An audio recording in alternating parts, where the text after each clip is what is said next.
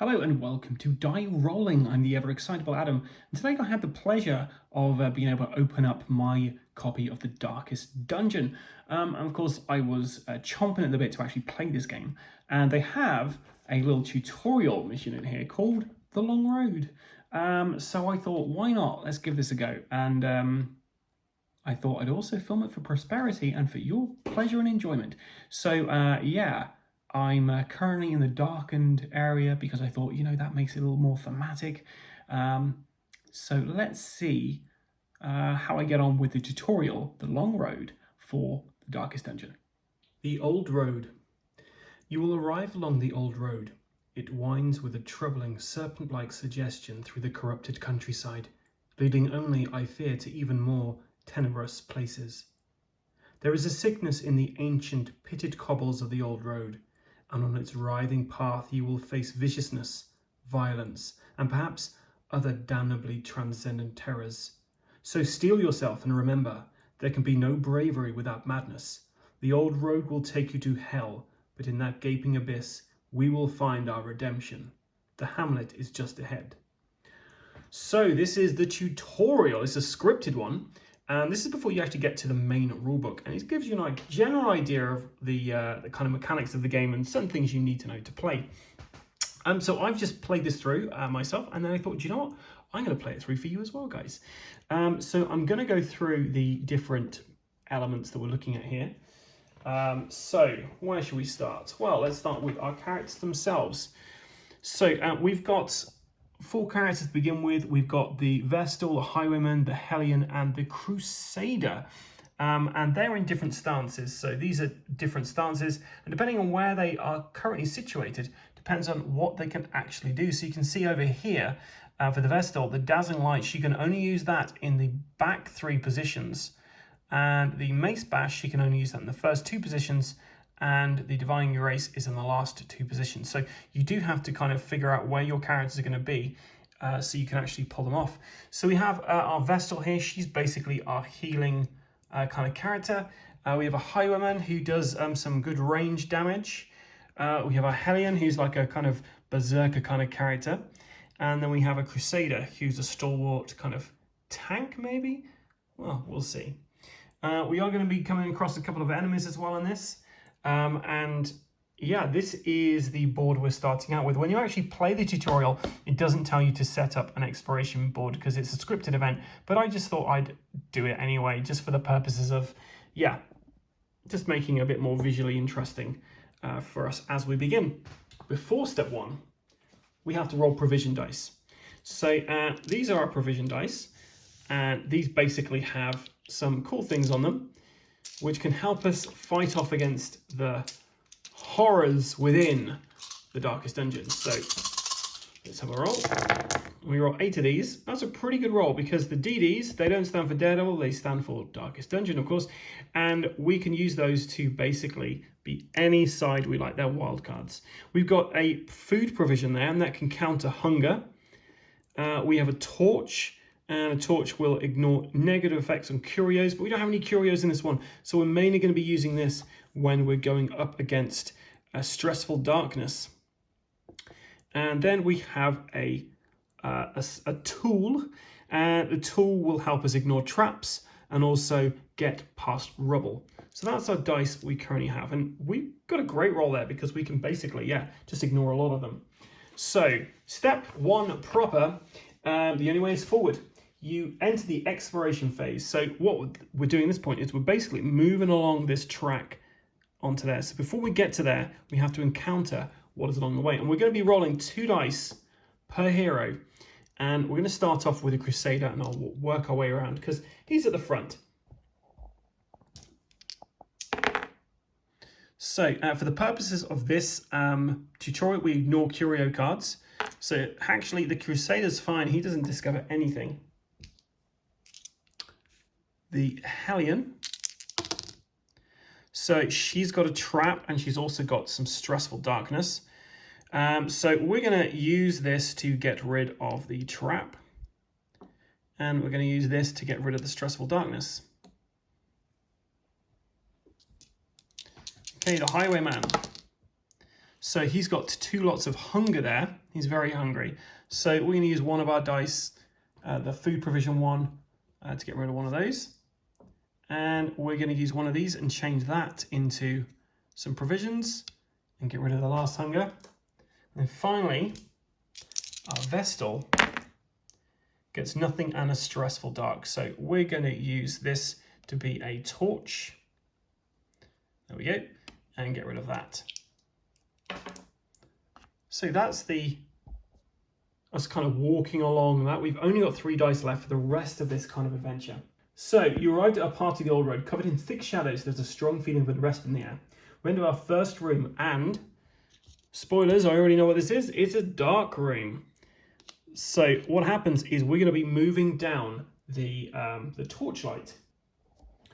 So here's our torch tracker here. And yeah, when it gets to this phase, we're able to actually get a +1 on our crits, but so do the monsters. So we're currently down in 4. The old road continues up ahead, beyond this dark place towards the hamlet, but there's also a side path that calls to your curiosity. At this point, we've got several options. The first option is to scout ahead. By scouting, the players can reveal the rooms adjacent to the ones they're in. To scout, heroes must suffer 1 stress each, then reveal all adjacent rooms. In this case, you'll see where the side path leads and where the main road leads. So everyone's stress is going to increase by 1, which is this thing over there. Obviously, when it gets to red, that ain't so good. Okay, so everyone's stress down by 1, and then we're going to scout. So in this room, we find an empty room, and up there we find some kind of combat monsters. Yeah, the side path leads to an opening that looks like a good place for the group to rest, and in the road up ahead you see some footprints followed by whisperings. Okay, so we can follow the side path, or we can go to the main path. We're going to follow the side path. So you choose to satisfy your curiosity and explore the side path. We enter the exploration phase. Each hero rolls 2 exploration dice and applies results. However, when the heroes move towards a room they've scouted, each hero only gets to roll 1 exploration die instead of the normal 2. So that means we've got a much better chance of not finding anything horrible in here. So starting with our Crusader, nothing. Hellion, nothing. Highwayman, stressful dark, so we're going to use this, change that into a torch. No longer have to worry about that. And nothing from the Vestal. Well, that worked out really well. So we have gone into that room now. You've reached a clearing. It looks like a good place to rest and catch your breath before the final part of the journey. You've entered an empty room. Here you have the option to spend your remaining camp supplies. For the purpose of this tutorial, you have 8 rest points. You collectively choose how to distribute this amount amongst your party members to recover life and or lower stress. So basically we can just get all of our stress back up using those 8 points. So everyone's stress goes back. We've had a lovely night's sleep.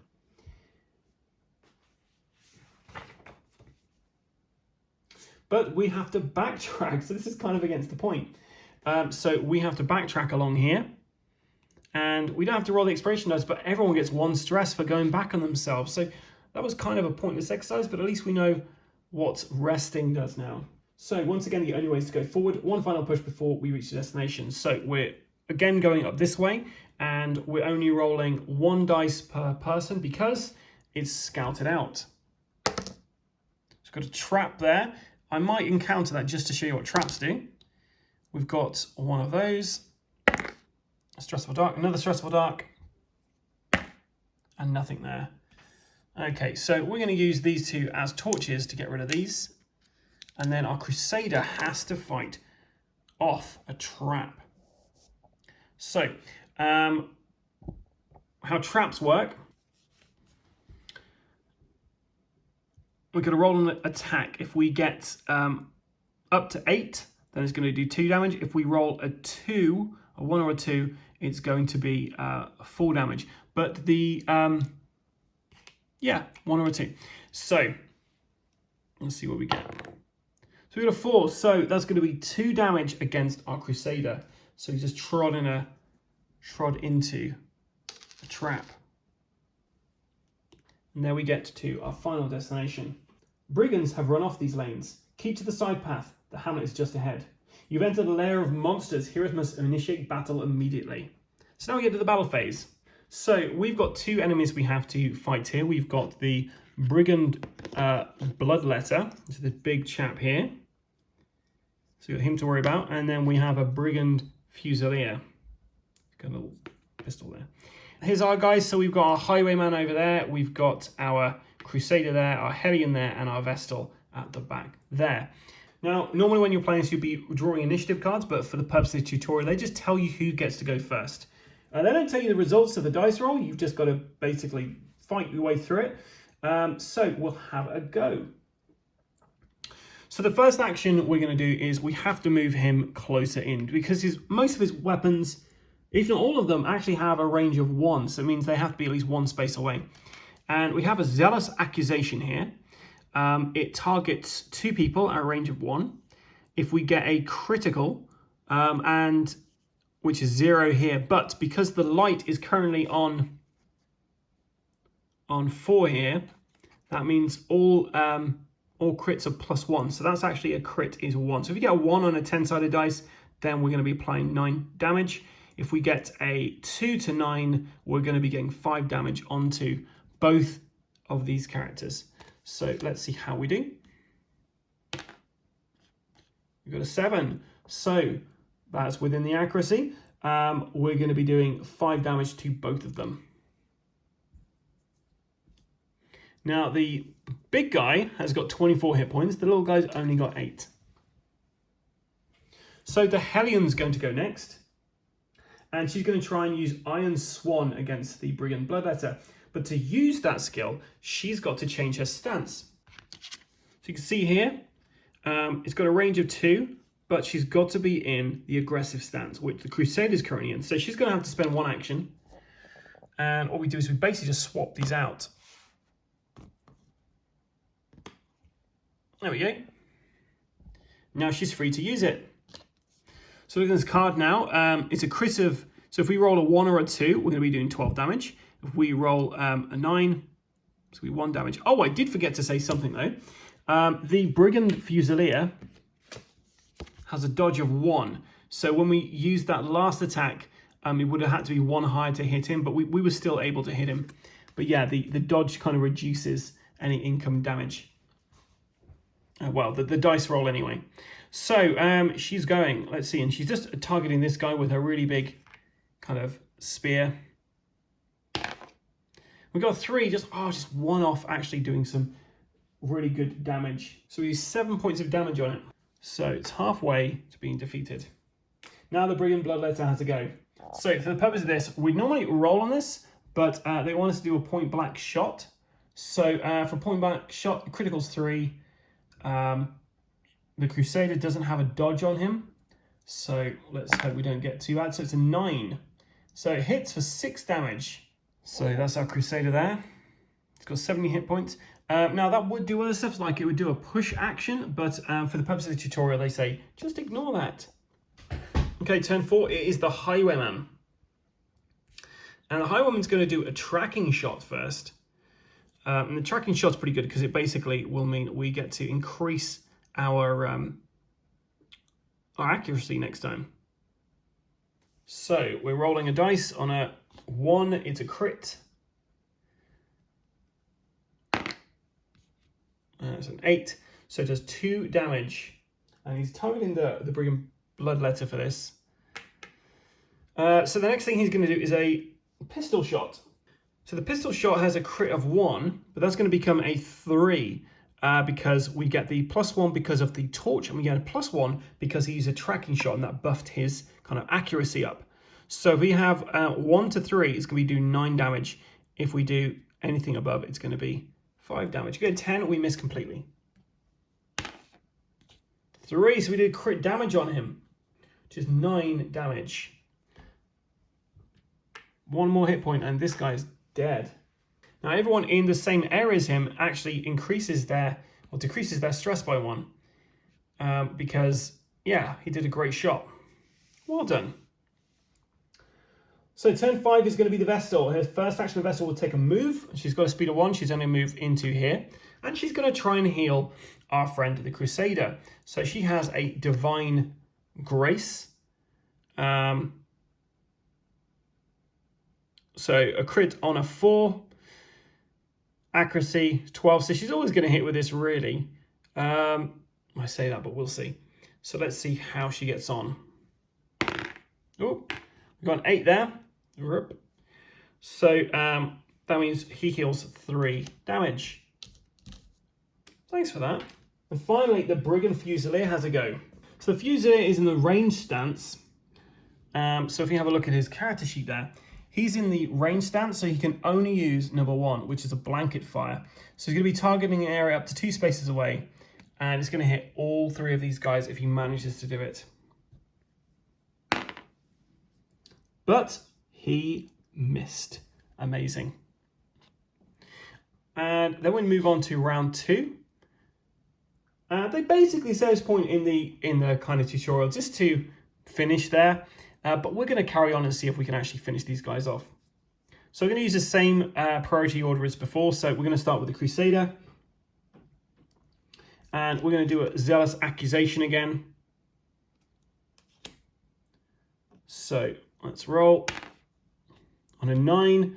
Yep. So we managed to hit the Brigand Bloodletter, but the Brigand Fusilier has a dodge of 1. So actually, I believe we've missed. So we do 5 damage to the Brigand Bloodletter, which kills him. It's now the Hellion's turn. Oh no, sorry, he's still got 1 more attack. Now, we can't use the same one again because we already successfully used it this turn. If we weren't successful, we could try again, but didn't quite do it. So we're going to go for this one here, the Holy Lance. Accuracy of 9, but we need an 8 because he's got a dodge. 2. Well, the nice thing is, crit was 1 on here. With the torch where it is, the crit is actually 2. So we've done 13 damage to this guy, which of course is enough to kill him off. As the battle continues, the heroes emerge victorious. Continue your adventures, dive into the rulebook, and enjoy the challenge of the Darkest Dungeon. Women and men, soldiers and outlaws, fools and corpses, all will find their way to us now that the road is clear. Well, I really enjoyed that. It's quite a fun little kind of dungeon crawler. The tutorial gives you some really good ideas about, the basics, but there is so much going on in this game that, there's just the symbology on the bottom of these, the iconography. There's loads of different things that are going to be happening, and you're going to have to be keeping track of stuff, all the different kind of conditions and stuff that can happen.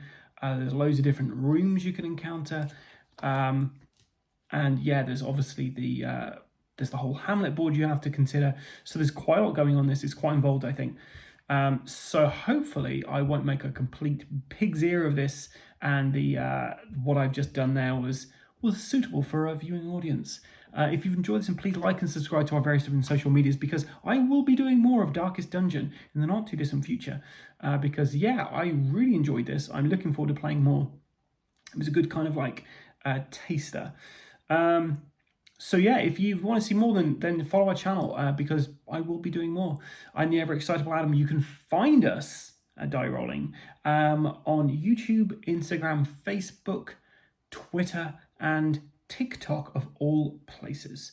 So yeah, you can find us there, and you can find out more information about this game and all the other games that we cover, and the ones that I get play 80% correctly. I've been the ever excitable Adam. Until next time, guys, stay safe or die rolling.